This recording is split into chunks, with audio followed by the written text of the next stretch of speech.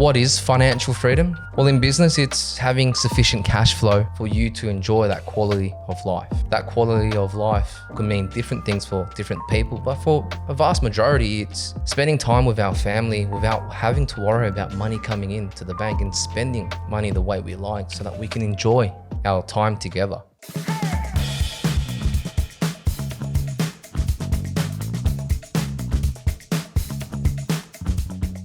Welcome to the All Business Baby podcast. My name is Khao. I'm a CFO and business advisor to small business owners. And today we're going to cover a few topics. So I wanted to cover and provide tips on making the leap from employee to business owner. What is the 3 freedoms and how to achieve it through business? Understanding your business model and your business plan. And so for any viewers out there thinking about leaving their job behind and starting a business, but worried about the uncertainties, the costs, the commitments financially that they have to make now, here are my tips. Be smart and plan ahead. First thing you want to do, especially if you are in a relationship, or have a family, you probably have a mortgage, you're probably paying rent, you probably have kids, you've got to pay childcare, things like that. You do want to make sure that the first thing you are doing is communicating with your partner about your plans. And so by communicating to your partner, you now are both in it together. You understand that the leap that you're about to make from employee to business owner will be financially risky. And so what does your current and future financial situation look like over the next 3, 6, 12 months, depending on the time frame you have to succeed? And so speaking to the wife and getting your permission slip signed is very important, or to the husband, and just telling them, just to make sure that you guys are aligned as one, the family group. Once you do that, I would advise to do a family budget, understand what the inflows are, the outflows are over the next 3, 6, 9, 12 months, to work out your safety net and to work out really the time frame you have to succeed. Another tip is to stop thinking and start doing. The more you think about something, if it always comes into your head, you ask yourself that question, should I do it? When should I do it? These type of questions. And sometimes you will think about it and it will just go away, but then it will come back and you start thinking about it again. But then you don't do anything once again, inaction. And then over time, it comes back to you again. That's your mind telling you that you have to do it. And so if you are thinking about it, be diligent, be smart about it, but do it. So stop thinking and start doing. Now, once you have taken that leap and you understand the time frame you have to work with to try and make this business successful, your back will be against the wall. You'll start thinking outside of the box. You will start reaching out to anyone and everyone for help. And if you're not, you should be. You'll learn things about yourself that you didn't know about yourself, and you will be able to achieve as long as you can, or as long as you are determined. Because one of my favorite quote is from Star Wars, your focus determines your reality. And so you might have a dream, but you can't get to your dream if you don't focus on it and you don't work towards it. Doesn't happen overnight, but if you understand your dream, you understand where you are right now, that gap in the middle, that's the plan. So put a plan in place and start working towards it. Understand how long it will take, things that you need to do, the goals that you need to achieve to inch your way to that dream or to that goal. So I'll repeat, your focus determines your reality. Just an example, when I was 18, I thought about what I wanted to do in life and I was able to get into accounting. But my goal was to travel the world, become a CA and start my own business. 7 years or 10 years down the track, I've been able to do that. It has taken a long time, but good things happen to people that are patient. And going through all that, but there was a lot of hard work involved. So when you do start a business and you're on your first day of being a business owner, thinking about what you can do to grow, well, the first thing I would look to or advise you to do is to start yelling on top of your lungs. Now, I don't mean physically yelling and actually yelling that you're in business to everyone, but actually communicating to your friends, your families, your networks, your ex-colleagues, whatever it is, start telling them about your business, planting the seed. Because in most cases, your friends and family will be your first supporters, your first clients, customers to help you build your business. And so that would be my first point of attack on my first day as a business owner. What I've also learned is your network is your net worth. And so networking as a business owner is vital and is important. It's necessary. In business, you succeed through relationships, and you can only build business relationships in most cases through networking. So when you think about business and you think about spending money on suppliers like your accountant, like your lawyers, like your marketing team, you personally might know hundreds or thousands of marketers, lawyers, financial planners, whatever they may be, but you generally will go with the person that you have that relationship with. And when you use that person, in most cases, because we're human, we want to give back. And so if you give to someone, they will eventually give back. And so very important to start networking when you're in business. If you have cold feet about speaking in public or meeting new people and understanding what they do and learning from them, if you have reservations about that, I would just jump straight in and not think twice about it, just because it's a necessary thing to do when in business. And so the bigger your network, the bigger your net worth. Now,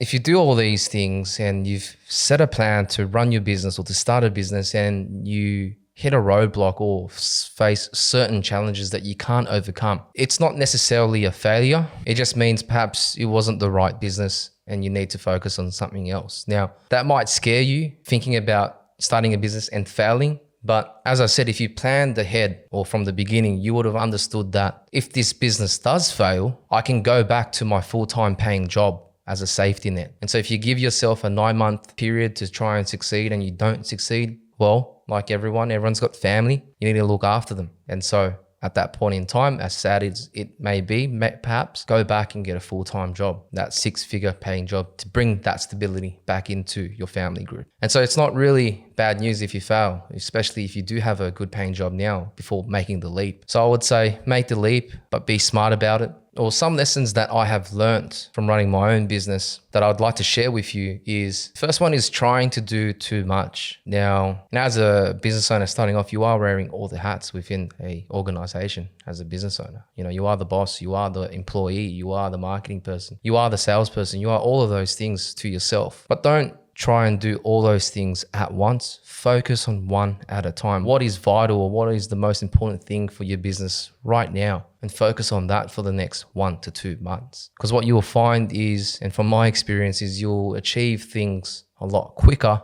by focusing on the one things versus 2 or 3 things at once. If you are looking to expand your business and make investments into business, you definitely want to understand the difference between a cost to your business or an investment to your business. Because sometimes you can get the two confused. But if you spend the money and you think, okay, if I spend this, will I get a return for it? Some way, shape, and form, whether it's more clients or more work. If you can't quantify, are you getting a return? That's what I'm saying. And if you are, well, that's an investment worth making. And the reason why I am pointing out the difference between the two is because another thing business owners should understand is opportunity cost. If I spend 5 hours doing my own marketing, I'll probably be able to get it done. It might not look as good, but is my 5 hours best spent or better spent making sales, getting new leads, training my staff members? And if I can spend that or invest that money into a marketing team to spend their time doing that to free up my time, what's that opportunity cost there? It could be tenfold. So, instead of spending 5 hours a week on the marketing, I could spend 5 hours a week on sales. And if one sale, or if I could get one new client from that 5 hours, that's paying me $10,000. Well, I would think that 5 hours is better spent in the sales process, or you doing the sales instead of doing things yourself. So there will be a point in time where you're thinking about growing and understanding then how do you free up your time? Because if you're not getting to that point, then you're not growing your business. And ultimately you are getting into business to grow it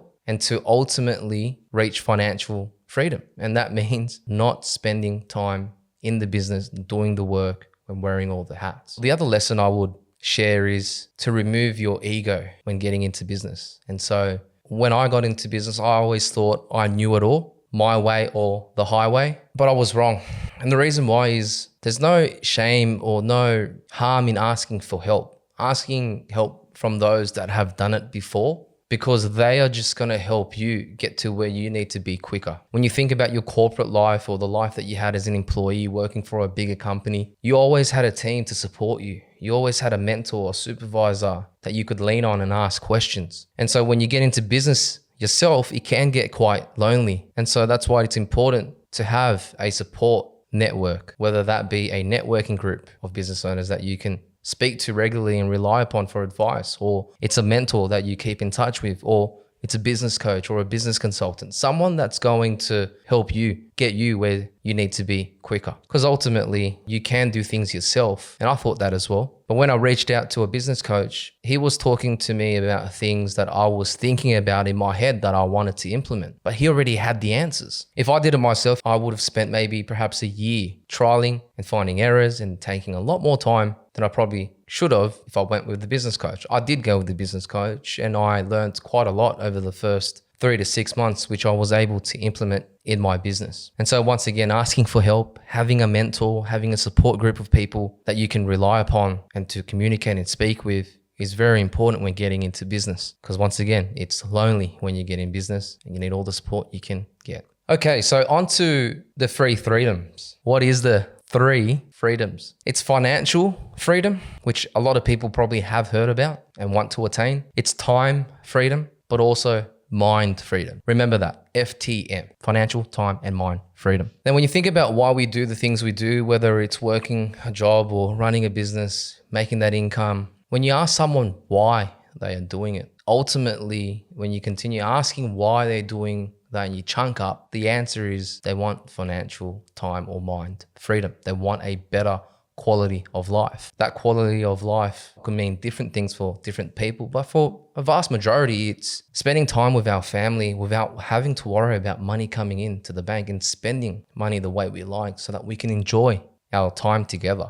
I know that's my definition. I definitely want to be able to live my life carelessly in terms of not worrying about money, not stressing about it, but being able to be 100% present, fully present in the time that I spend with my family. Because at times I know that I'm not. It's because I'm thinking about the business. And so we all want to get to that point. If you are thinking about getting into business or you are currently running a business, why do you want to do it? And what do you want to achieve? And if it's one of or all 3 financial freedoms, then you're probably doing the right thing, but you got to make sure that you are thinking about that in the back of your mind. Because the last thing you want to do is run your business, create more of a job for yourself and run yourself to the ground where you actually don't have that time or that freedom to spend with your family or whatever it may be that you want to do. So what is financial freedom? Well, in business, and in life, it's having sufficient cash flow for you to enjoy that quality of life. In business, it's not about just the revenue or the profit. In business, a lot of business owners will talk about how much money they've made in terms of revenue, how much they've brought in sales. Yeah, great. But in business, we don't care about that. It's not about what's turned over. It's what is left over.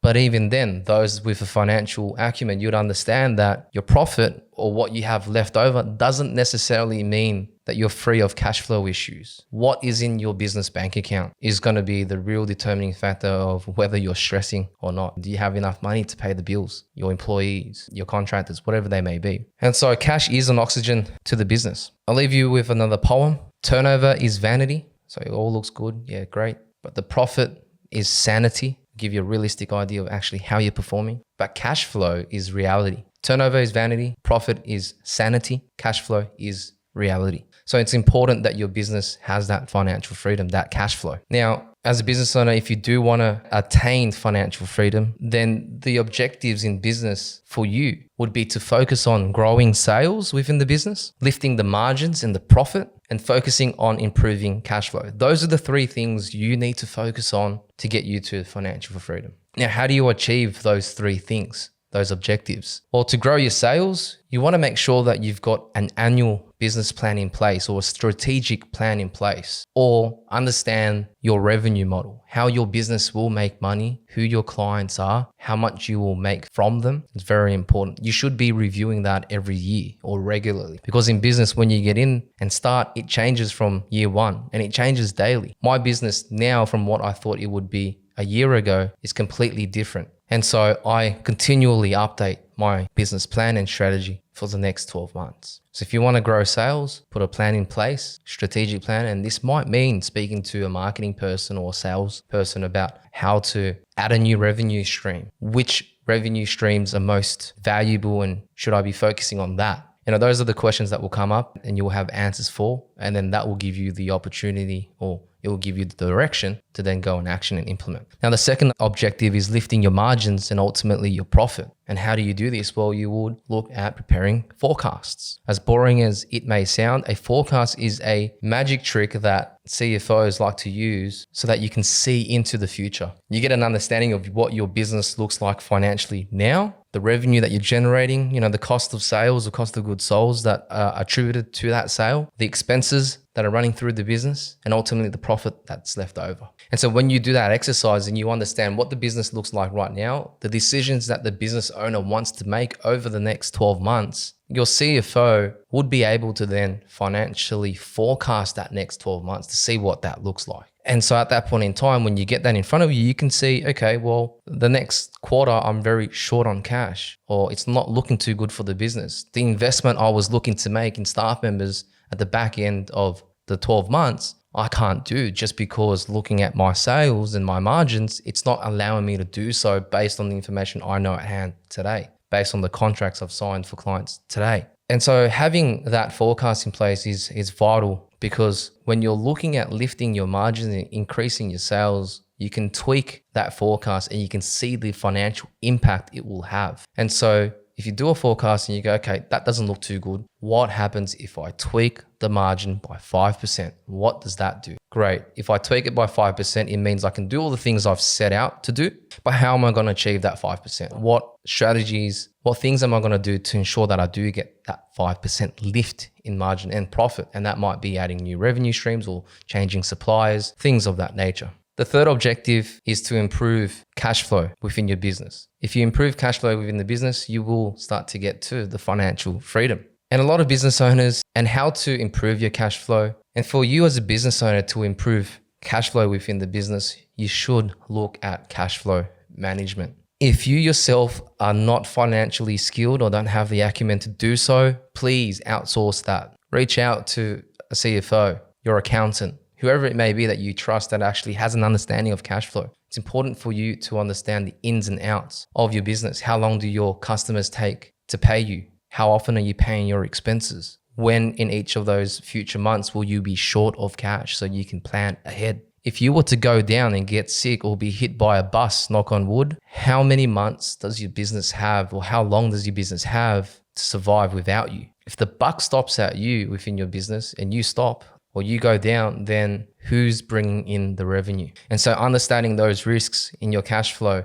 or to your business is very important as well. So I'll repeat that again. If you want to achieve financial freedom, stability through business, you should be really focusing on growing sales, lifting your margins and profits, and improving your cash flow. And to be doing that, or to achieve that, you should put an annual business plan in place or strategic plan in place, look at forecasting and cash flow management of the business. So the second freedom is time freedom. So this is making sure you've got balance in your life. The balance to do things outside of work, getting to your child's sports days, going to the gym multiple times a week, going to your golf days. The business is there to serve you, not the other way around. You should not be a slave to your business. And so once again, reason why you would get into business is to achieve one of those freedoms. And it might be time freedom, where you have the ability, the flexibility to be your own boss and choose when you work. Now, in order to achieve that in business, you would need to do the three objectives. The first thing you want to make sure you have in place is a business model, one that is sustainable and scalable. Then you also want to make sure that you clarify who does what, to make sure that there is no doubling up of roles. You also want to improve business efficiency. Those are the three objectives that you would want to attain or achieve. So to achieve time freedom through your business, you want to make sure that you are achieving the three objectives. The first objective is having a business model that is sustainable and scalable. You want to make sure that you clarify who does what within your organization. And ultimately, you want to then improve business efficiency so that it works for you. Now, to achieve those three things, you want to make sure that you have a business model and business plan in place so that you understand how the business works from the start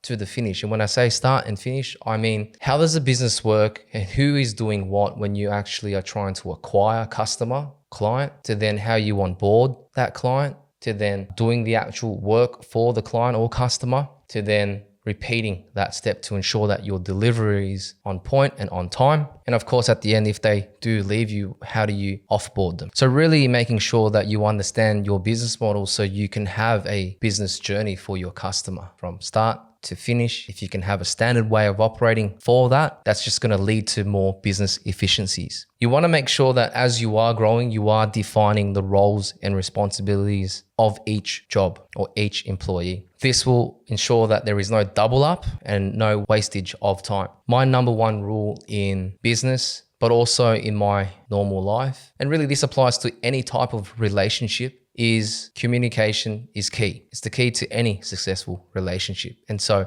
I would instill that as a culture within your business to ensure that everyone always has open communication with each other so that we can move as one. Those two things will help improve business efficiency. But what you should also focus on is the training of your staff members. That's very important to ensure that they are always up to date with their skill set. Implementing new systems and processes and effectively creating a standard way of operating, because let's face it, you will have turnover of staff members, they will leave. And what's the opportunity cost or the time taken to hire a new staff member and then to retrain them? But if you have a standard operating system or way of operating, you would be able to cut that time down dramatically and save you time and increasing business efficiency. And the third thing I'd be looking at is technology within your business. How can new technology now improve the way you do things? How can it automate things for you to free up your time and time of your employees so that they can focus on other things? And so if you act on all those three things, you will be able to achieve and understand your business model that's sustainable and scalable, clarify who does what,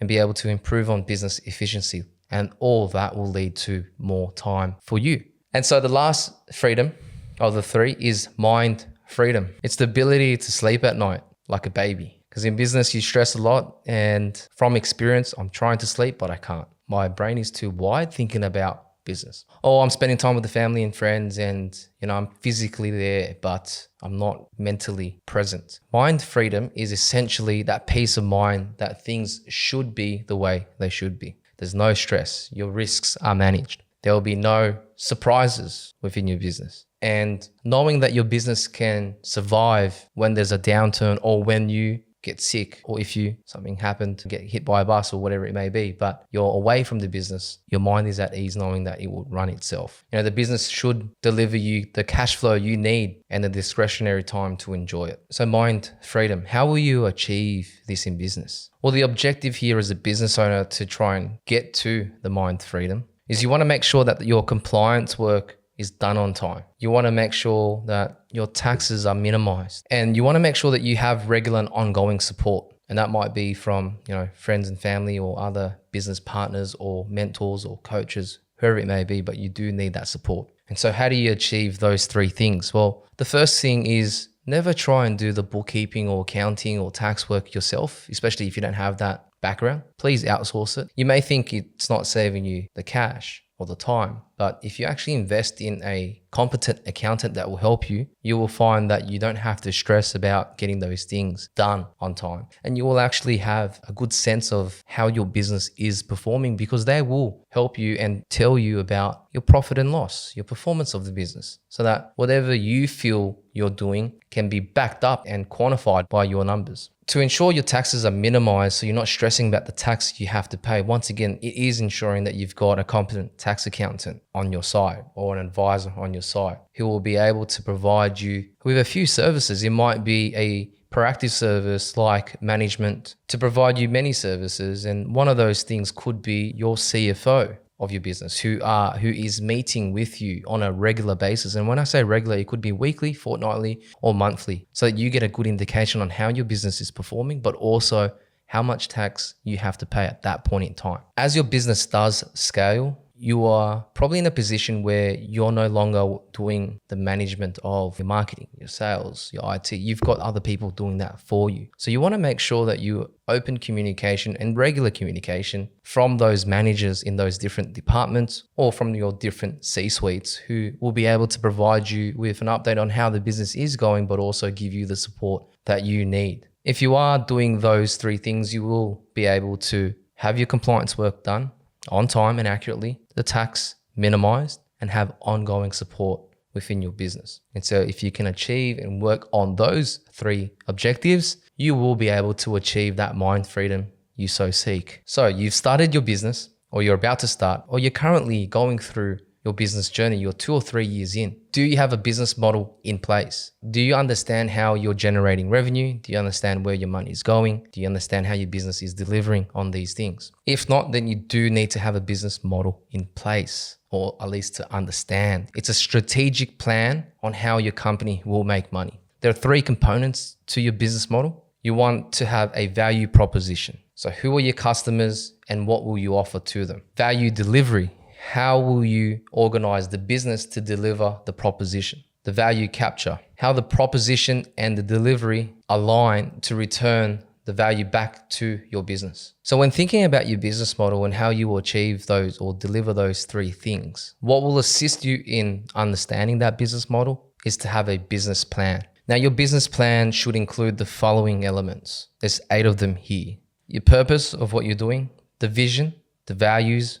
Now, those first 3 things might not be as important for the small business owners that are just starting out, but as you are growing, those are important to have. The next 5 are really important for any business at any stage. You want to have goals and a time frame to achieve it. I like to work with 12 months, have 4 goals, 1 goal to be achieved in each quarter. And in each of those quarters, I've got tasks that I need to complete each month to ensure that I can hit one of those goals. So having a goal or goals and a time frame, understanding your ideal client or customers, so your target market. From there, understanding your revenue model, not your business model, but your revenue model. So understanding your revenue model. So what are the revenue streams that you have? How much do you charge your clients? Which one is the most valuable to the business? Because when you have that information, you will understand which one is the best revenue stream for your business to bring that one that's bringing most of the money in, and you can focus on that to grow your business. The 4th thing there is financial targets and forecasts. So you have a plan, but how do you know it's going to get done? So, they say what gets measured gets done. So the 4th one is to have a financial target or forecast in place. So yeah, you got all your goals, but what does that look like over the next 12 months? Can you achieve it? You want to invest in systems, you want to invest in new staff, but does your business currently allow for that investment over the next 12 months? You can have all these goals, but can you actually achieve them? Is it actually attainable for the next 12 months? And so when you do have that forecast in place, all those targets in place, you can then actually see if investments that you want to make during the next 12 months in the business can actually be done. And if it can't, well, it will probably wake you up and you will say, okay, maybe I need to tone back on the investment, or you need to make certain adjustments to ensure that you can still achieve those goals. You don't want to be setting goals that you can't achieve. And the 5th one is to set key performance indicators, KPIs, to track your performance, to measure your performance, because as they say, what gets measured gets done. So you've got all these goals. How are you going to track the progress of those goals? Now, it's important to review your business model and plan regularly as business constantly changes. You might have an idea today, but it might change down the track because you've signed up a new client who's massive and they've changed the whole way you operate. And so updating this plan and this business model regularly will help you to achieve those 3 freedoms. So as a business owner, a big tip is when you are going through that journey every year, at a minimum, you should be reviewing your goals and financial performance of the business. So look back at the 12 months. What was the progress? Did you achieve the goals that you set the last 12 months? If you did, great. If you didn't, okay, sit down and think about what went wrong and how you can change things to make it better. So now that it's a new year, you're thinking about what next for the next 12 months. What I would do here is think about your 4 goals, your 4 strategic priorities that you want to achieve over the next 12 months. And that might be creating new revenue streams, buying new systems and implementing that, new processes, investment in staff or motor vehicles, assets within the business, take on technology, take on a new marketing team, whatever it may be. What are the 4 things that are now important to your business over the next 4 months? Break those down into quarters or map the 4 goals out, 1 in each quarter, and think about what you will do each month to achieve that 1 goal in that 1 quarter. Be strategic about it, but when you have that mapped out, prepare your forecast. This will give you an overall picture of what the next 12 months looks like based on the goals you've just set. Now, is it achievable? Can you do all those things that you've laid out? Does the numbers support what you want to do? If they do, great, go and action it. If they don't, then reconsider your goals or the timing of what you want to do. All right, so visitors, thank you for tuning in. I encourage you to tune into the next episode where I'll have a special guest. And moving forward, there'll be other guests on the show who will share their wins, losses, challenges, their story about their business journey and how they've succeeded or how they're currently progressing through that, so that you can learn more about their situation and how it can relate to yours. If you want to get in touch with me personally, please contact me via email at philip with 1L at solveaccounting.com.au or follow me on LinkedIn. Until next time. So if you're about to begin your business journey or you're currently going through your business journey, tune into future episodes so that you can learn more and find a supportive community. Otherwise, follow me on LinkedIn for more.